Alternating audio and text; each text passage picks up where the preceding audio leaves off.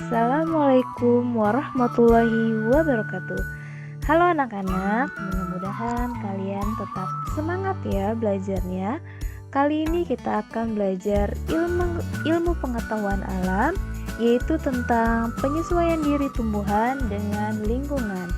Sebelum kita mulai belajarnya, marilah kita membaca basmalah terlebih dahulu. Bismillahirrahmanirrahim.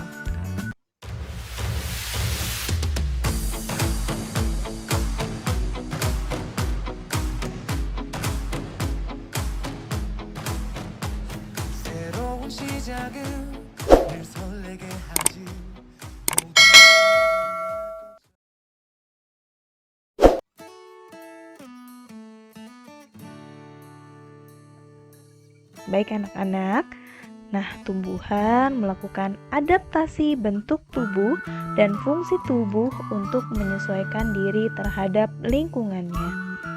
Berdasarkan tempat hidupnya, tumbuhan dibagi menjadi beberapa kelompok. Yang pertama adalah tumbuhan xerofit, yaitu hidup di lingkungan yang kering. Yang kedua, tumbuhan hidrofit, hidup di air. Yang ketiga, tumbuhan higrofit, hidup di tempat lembab. Yang ketiga, tumbuhan yang hidup di daerah yang tidak terlalu basah dan tidak terlalu kering. Sebagian besar tumbuhan melakukan adaptasi morfologi atau bentuk tubuh untuk menyesuaikan diri terhadap habitat dan tempat hidupnya. Selain itu, untuk menyesuaikan diri terhadap lingkungan, tumbuhan juga beradaptasi untuk melindungi diri dari pemangsa, menarik hewan penyerbuk, mendapat nutrisi, dan lain-lain.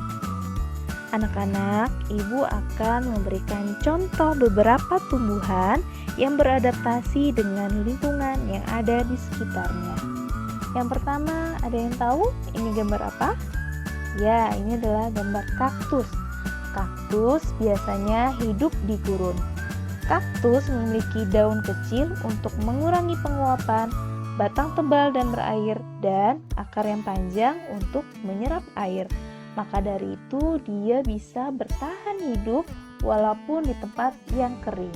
Nah anak-anak, kaktus ini termasuk tumbuhan xerofit karena dia bisa bertahan hidup di tempat yang kering. Yang kedua, ada yang tahu ini gambar apa? Ini adalah mawar. Mawar memiliki warna mahkota yang menarik dan juga berbau harum. Nah, tujuannya ini adalah untuk menarik serangga penyerbuk. Yang ketiga, ada yang tahu anak-anak ini gambar apa? Ini adalah kantong semar. Kantong semar ini hidup di rawa yang sedikit mengandung nitrogen. Kantong semar memiliki daun yang termodifikasi menjadi kantong. Kantong tersebut berisi cairan yang bisa melarutkan serangga yang terperangkap di dalamnya.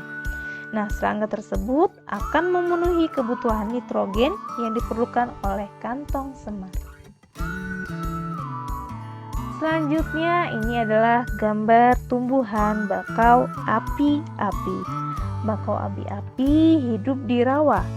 Bakau memiliki akar napas yang tumbuh di atas air. Nah, fungsinya ini untuk mengambil oksigen di udara. Selanjutnya, ada yang tahu ini gambar apa? Nah, mungkin sebagian dari kalian di dekat rumah kalian ada tumbuhan seperti ini ya. Ini adalah putri malu. Putri malu dapat mengatupkan daunnya karena untuk melindungi diri dari herbivor yang akan memakannya. Selain daun putri malu mengatup, daun bagian bawah akan terlihat pucat. Hal itu membuat hewan yang tadinya akan memakan tumbuhan tersebut mengira bahwa tumbuhan tersebut sudah layu dan tidak enak dimakan. Selanjutnya adalah bambu. Siapa yang pernah memegang bambu dan gak berapa lama tangan kita akan terasa gatal? Nah, karena di bambu itu terdapat bulu-bulu halus yang untuk melindungi dirinya. Nah, tujuannya adalah tadi ya, untuk mendapatkan agar pemangsa tadi tidak berani menyentuh dari tumbuhan tersebut.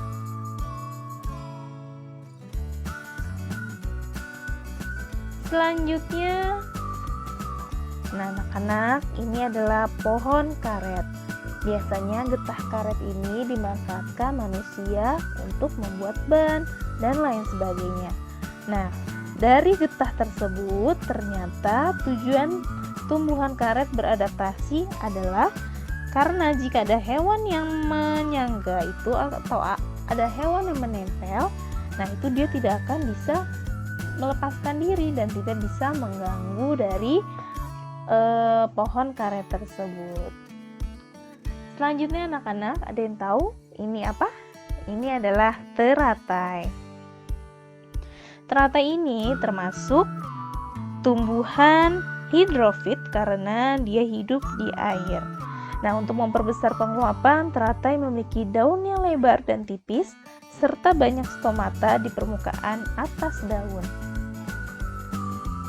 Selanjutnya adalah pohon jati. Nah, bentuk adaptasi dari pohon jati adalah pada musim kemarau, pohon jati akan menggugurkan daunnya. Nah, tujuannya ini adalah agar tidak terjadi penguapan yang berlebihan. Selanjutnya ada yang tahu ini pohon apa? Ya, anak-anak, ini adalah pohon pisang. Biasanya bentuk adaptasi pada pohon pisang itu terlihat dari daunnya. Coba kalian perhatikan daunnya. Nah, daunnya itu dia seperti merobek-robek ya. Nah, itu adalah bentuk adaptasi dari pohon pisang, yaitu dengan merobekkan daunnya. Nah, tujuannya itu adalah mengurangi hempasan tiupan air. Oke anak-anak, sekian penjelasan Ibu tentang adaptasi tumbuhan. Terima kasih. Wassalamualaikum warahmatullahi wabarakatuh.